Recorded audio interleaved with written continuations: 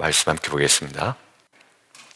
우리 18장 9절에서 24절입니다. 오늘 바벨론의 운명입니다. 그리고 17장엔 큰 음녀로 상징되었던 이 대상이 큰 성 바벨론과 지금 연결되고 있죠. 큰 음녀와 큰 성 바벨론은 동일한 운명이고 동일한 상징입니다.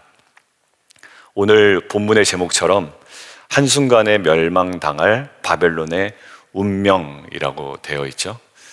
바벨론의 운명에 대해서 오늘 자세하게 좀 기록이 되어 있다라고 보시면 됩니다. 오늘 좀 간단하게 구조를 또 내용을 정리하면 바벨론은 망할 거예요. 망할 겁니다. 그리고 어제 우리가 이야기를 나눴죠. 무너졌도다 무너졌도다. 과거 시제로 사용한 이유는 반드시 이것들이 이루어질 사실이기 때문에 과거 시제를 사용한 성경의 여러 가지 용법들이 있습니다. 무너질 거예요. 그런데 여러분들 그 무너지는 모습들을 여러 가지로 표현할 수 있겠죠. 파괴된다, 아니면 없어진다, 흔적도 남지 않는다, 뭐 여러 가지 표현이 있겠죠. 근데 여러분들 가만히 한번 보십시오. 무너진다라는 표현을 어떤 식으로 표현하나 보면 우리에게 묵상되는 여러 가지 것들이 보여요. 난리 난다, 뭐 이런 식으로 할 수 있겠죠. 폭탄 떨어진다. 그런데 오늘 제 눈에 계속 들어오는 것은 22절, 23절 이렇게 되어 있어요. 들리지 아니하고 보이지 아니하고 들리지 아니하고 비치지 아니하고 들리지 아니하리로다. 꿈같이 사라질 것 같아요. 다 들리고 손에 잡히고 보이고 다 비쳤던 것들인데 전혀 흔적들이 남지 않는다라는 거예요. 이게 진짜 실상이었나? 내가 소유했던 것인가? 내가 즐겼던 것이고 내가 향유했던 것인가? 아마 우리의 인생이 그렇지 않을까라는 생각이 들어요. 여러분들 고린도 후서에 보면 이렇게 나와 있습니다. 그러므로 우리가 낙심하지 아니하노니 우리의 겉사람은 낡아지나 우리의 속사람은 날로 새로워지는도다. 우리가 잠시 받는 환난에 경한 것이 지극히 크고 영원한 영광에 중한 것을 우리에게 이루게 함이니 우리가 주목하는 것은 뭐가 아니다? 보이는 것이 아니다. 이거를 깨달아가는 게 신앙생활의 가장 중요한 걸음인 것 같아요. 우리가 주목하는 것은 보이는 것이 아니요 보이지 않는 것이니 왜요? 보이는 것은 잠깐이다. 그러나 보이지 않는 것은 영원하다. 그러니까 보이지 않는 영원한 것을 찾고 이것들을 붙잡고 끝까지 살아나가는 삶이죠. 바벨론 대단했습니다. 권세 대단했고 화려했습니다. 오늘 보면 그 큰 음녀가 입었던 옷 있죠. 자줏빛, 붉은빛, 손에는 금잔을 들고 똑같은 표현이 오늘 있습니다. 같은 존재라는 거예요. 화려함이 있고 세력이 있고 기세등등 했죠. 그런데 들리지 아니하고 보이지 아니하고 또 들리지 아니하고 비치지 아니하고 또 들리지 아니하리로다. 그리고 맷돌을 바다에 던져버린 것처럼 사라져 버립니다. 여러분들 오늘 이 바벨론의 멸망의 스토리에 대하여 저는 그 다음 단계로 어디가 주목이 되냐면 애통해하는 자의 모습이 보여요. 자, 9절입니다. 그와 함께 음행하고 사치하던 왕들이, 그러니까 그쪽 편이었죠. 그가 불타는 연기를 보고 위하여 울고 가슴을 칩니다. 그러니까 애통해하죠.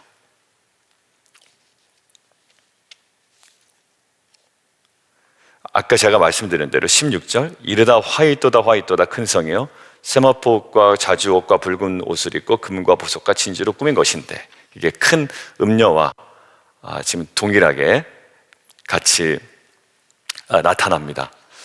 애통해해요. 자, 근데 반대편에 한편의 반응이 있는데 20절 한번 보세요.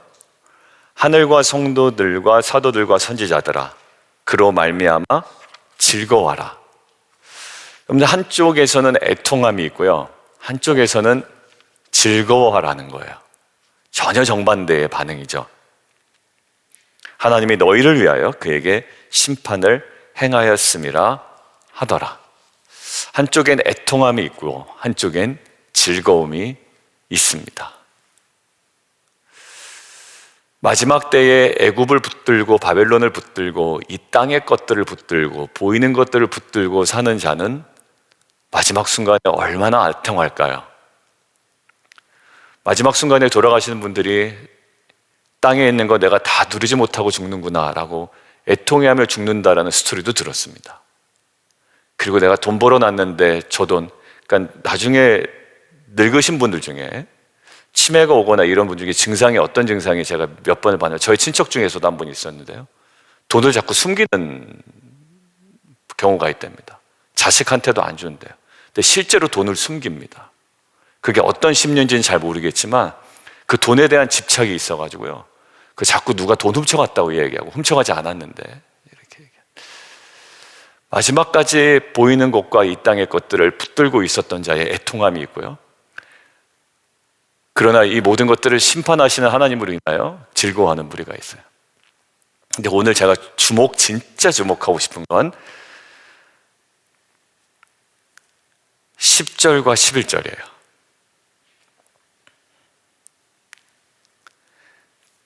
애통해 하는데요, 근데 그 안에 여러 가지 감정이 있습니다. 이들 안에 잘 보세요. 10절에 보세요. 그의 고통을 무서워해서 멀리 서서 있습니다. 거리를 두고 있어요. 그렇게 죽고 못 살았는데 또 그가 당하는 고통과 멸망은 자기의 운명과 동일시되지 않기를 원하는 거예요. 그의 영광이 살아있을 때는 그에 딱 붙어서 영화를 누리던 자들이 이제 그의 몰락을 보고 다 거리를 두기 시작합니다. 그리고 멀리 서 있습니다. 그리고 그가 당하는 고통을 굉장히 무서워합니다. 그러면서도 애통해합니다. 여러분들 자신의 전 존재가 무너지는 것 같은 느낌일 거예요. 그러나 저 모습과 같은 운명이 되지 않기를 원하며 거리를 두고 있습니다. 근데 11절이 저한테는 굉장히 깊이 다가왔어요. 울림이. 11절 뭐냐면 땅의 상인들의 애통함이 있거든요. 근데 오늘 성경은 그들의 애통함이 어떤 애통함인지 우리에게 굉장히 정확하게 알려주려고 애쓰고 있는 것처럼 보여요. 자, 11절의 애통함이 어떤 애통함이냐면 제가 그대로 읽겠습니다. 땅의 상인들이 그를 위하여 울고 애통하는 것은 왜 그런 줄 알아? 라고 우리에게 물어보는 것 같아요. 제가 이 부분을 본문이 길 때는 더 좀 천천히 읽거든요. 왜냐하면 거기에 뭔가 이렇게 좀 맥을 잡고 가면서 읽어야지 길면 이렇게 좀 중구난방이잖아요. 오늘은 바벨론이 망하는 건데, 근데 이 애통이 이유를 설명을 해주더라고요. 11절에 가만히 조용히. 땅의 상인들의 그를 위하여 애통하는 것은 바벨론을 긍휼히 여겨서도 아니야. 바벨론에 대한 연민이 있어서도 아니야. 그리고 그들의 애통하는 것은 그들의 죄를 회개하는 마음도 아니야 라는 거예요. 그들의 애통의 본질이 뭡니까? 그들의 상품을 사는 자가 없기 때문에 애통해야 한다라는 거예요. 결국 손익계산서 딱 하나 두고 애통해하는 겁니다. 바벨론이 불쌍하다도 아니에요. 내가 그동안에 바벨론을 통해서 은혜를 받고 살았는데 바벨론에 대한 연민도 아니에요. 그렇다고 해서 그 멸망을 바라보고 자신의 죄를 회개하는 애통함도 아니에요. 이들의 애통함은 뭐라고요? 손익계산서가 맞지 않는 거예요. 이제 바벨론이 망하니 그들에게 수익이 끊어지는 겁니다. 이게 그들의 애통함이에요. 그러니까 이들의 스탠스가 그럴 수밖에 없는 거예요. 어떻게? 멀리 서 있을 수밖에 없는 겁니다. 가까이 다가가지도 못해요. 그들의 운명처럼 되고는 쉽진 않고요. 그들의 고통에 대해서 두려워하는 마음도 있고 무서워하는 마음도 있어요. 그런데 바벨론을 통해서 받았던 영화가 이제는 누리지 못하니까 자신의 그 모든 누리지 못하는 앞으로의 생활이 막막하기 때문에 단지 그것으로 인한 애통함이었던 거예요. 여러분들 이게 딱 사도행전 16장에 나오더라고요. 우리가 성경 공부 이제 많이 해보셔서 알겠지만 사도행전 16장에 바울과 실라가 옥에 갇히게 된 이유 아시죠? 바울이 빌립보에 갑니다. 근데 빌립보에 갔더니 두 여자를 만나요. 그죠? 우리 항상 성경 공부할 때 키워드 중심으로 공부했잖아요. 첫 번째 여자는 루디아라는 여자, 옷감 장사 루디아, 여성 CEO. 그다음 두 번째 여자는 꽃 꽂은 여자. 이렇게 두 개 공부했어요. 예, 하나는 여성 CEO, 하나는 꽃 꽂은 약간 정신 나간 여자. 근데 귀신 들린 여자죠. 근데 이 귀신 들린 여자가 뭐는 용케 본다? 점은 용케 본다 말이에요. 근데 그 여종의 주인들이 그 여종의 귀신 들려서 점을 치는 것 때문에 돈을 많이 벌고 있단 말이에요. 근데 어느 날 이 여종이 자꾸 바울을 쫓아와서 자꾸 뭐라고 이렇게 계속 떠드니까 바울이 이것을 견디다 못해 그 여종 안에 있는 귀신을 쫓아내버립니다. 그럼 이것은 여종의 입장에서는, 그리고 여종의 가족 입장에서는 굉장히 기쁜 일이죠. 그런데 주인이 굉장히 서운해하고 분노를 터뜨립니다. 이유가 이렇게 설명 나와 있어요. 여종의 주인들은 자기 수익의 소망이 끊어진 것을 보고 바울과 실라를 붙잡아 장터로 관리들에게 끌어갔다고 이야기합니다. 그리고 엉뚱한 누명을 쓰여서 바울과 실라를 옥에 가두고 그 유명한 빌립보 감옥이고요, 거기서 하나님을 찬송하고 기도하며 옥문이 열리고 이런 일들이 그 빌립보 감옥이었어요. 여러분들 그 여주인, 그 여종의 주인들의 분노의 핵심이 뭐였냐면 이 민주주의의 회복을 위한 분노도 아니고요, 우리가 당하고 있는 자유에 대한 억압도 아니었고요, 뭐냐면 내 수익의 소망이 끊어진 것에 대한 분노였다고요. 오늘 이 땅의 상인들의 애통함이 뭐라고요? 그들의 상품을 사는 자가 없기 때문에 자신들의 수익의 소망이 끊어진 것을 보고 애통해하는 것이지, 죄에 대한 회개도 아니고 바벨론에 대한 연민과 또 바벨론 애들 불쌍히 여기는 긍휼한 마음도 아니었어요. 되게 이기적이죠. 질문이에요. 나의 애통함이 뭔가? 성도들과 사역자들과 나누다 보면 그 사람이 나를 인정하지 않아서 생기는 애통함도 되게 엄청 크더라고요. 나를 이렇게 무시해? 그게 우리의 애통의 어떻게 보면 전부가 될 수도 있어요. 어느 시즌에는. 이것과 별반 다르지 않아요. 그들의 상품을 사는 자가 없습니다. 근데 성경에서는 애통한 자가 복이 있다고 얘기하죠. 마태복음에. 그 애통함은 뭐라고 얘기했습니까? 자신뿐만 아니라 공동체의 죄까지도 애통해 할 수 있는 자의 애통함이라는 거예요. 그냥 내가 어디가 아파서 애통하다. 아프죠? 애통할 수 있어요. 내가 저 사람이 나를 인정하지 않고 저 사람이 나에 대해서 험담하고 이것 때문에 내 마음이 찢어진다. 애통할 수 있어요. 근데 성경에서 얘기하는 애통함의 핵심은 자신뿐만 아니라 공동체의 그 죄에 대한 그 애통함이라고요. 여러분들 이 11절에 있는 애통함과는 달라요. 여러분들 이 애통함을 뭔가 가능성 있는 애통이라고 볼 수가 없어요. 왜? 자신의 수익의 소망이 끊어진 것에 대한 애통함이었다고요. 그래서 그들이 취하는 그 스탠스가 그냥 멀리 떨어져서 저렇게 되면 안 되겠다. 근데 이제 앞으로 어떻게 먹고 사나? 저렇게 고통당하면 안 되는데. 그냥 그 정도 수준입니다. 여러분, 근데 이것들을 묵상하다가 우리 애통함의 근원이 뭡니까? 라고 이렇게 여러분들에게 도전하고 설교를 마무리하고 싶었으나 어제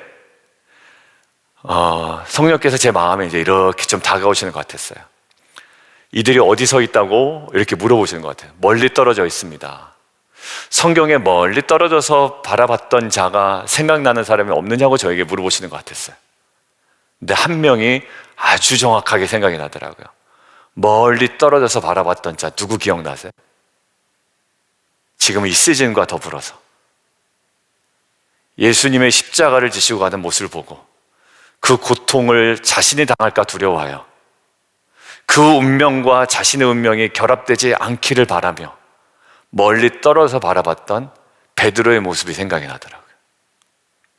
그래서 저에게 이렇게 말씀하시는 것 같았어요. 다르지 않아 라는 거예요. 다르지 않아. 이들은 바벨론의 운명과 자신의 운명이 동일하게 끝나지 않기를 바라며 멀리 떨어져 있었던 것과 베드로가 십자가를 지고 가시는 그 예수님의 운명과 자신의 운명이 동일시되지 않기를 원하며 멀리 떨어져서 바라봤던 그 모습이 다르지 않아라는 거예요. 이제 혼란이 오기 시작하는 거예요, 제 마음에.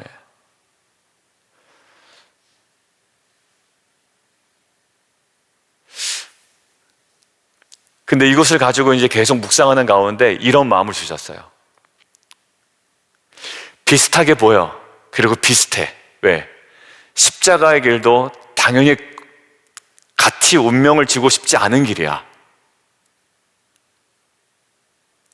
근데 중요한 사실은 그들이 바라봤던 바벨론의 멸망은 끝이요. 베드로가 바라봤던 십자가는 출발이다. 그들이 바라봤던 바벨론의 멸망은 진짜 궁극적 패망이지만 베드로가 놀라고 거리를 두었던 그 십자가는 영광이요, 부활이요, 승리다라는 거예요. 그래서 아까 제가 봤던 고린도후서예요. 보이는 것은 잠깐이고 보이지 않는 것은 영원하다. 우리도 두려워할 수 있고 거리를 둘 수 있지만 우리는 더 가까이 가야만 하는 이유는 무엇이냐면 보이지 않는 영원한 것이 있기 때문이다. 조 목사, 너는 보이는 것을 보라고 주장하는 자가 아니라 보이지 않는 것들을 깨닫고 바라보고 붙들고 가라고 이야기해야 되는 사람이고, 너 자신도 이제는 보이는 것 때문에 거리를 뒀다면 십자가의 모습은 눈에 잘 보이죠. 그러나 그 뒤에 감춰진 영광은 잘 보이진 않지만 명확하기에, 보이지 않는 것은 영원하기에 이것들을 붙들고 가야 할 필요가 있고, 당연히 이제는 거리를 두는 것이 아니라 더 가까이 나가야 되는 삶을 살아야 된다고 말씀하십니다. 우리는 조금 더 멀리할수록 우리의 손익계산서, 실제적인 손익계산서에 이득을 되는 삶을 살아가고 있다고 생각하지만, 실제적인 이득을, 실제적인 유익을, 실제적인 영광을 누리는 것은 더 가까이 가는 삶이라는 거예요. 여러분들, 오늘 찬양 가사에 제가 마음이 이렇게 쭉 동했던 것은 후렴에 오 사랑의 예수님, 내 마음의 문을 곧 엽니다. 곧 들어와 나와 뭐하며? 함께하며, 예전 찬송가는 동거하며 동행하며 내 생명이 되소서, 내 소망이 되소서. 바로 이거예요. 여러분들, 가까이 간다라는 것, 여러분들, 이것은 멀리 할 필요가 있죠. 바빌론은. 왜요? 너무 좋았다가 이것의 궁극적인 결말이기 때문에 가까이 할 수 없어요. 그러나 십자가는 가까이 할 수 없을 것처럼 보이지만 나중에 베드로는 어느덧 그 십자가를 지고 갑니다.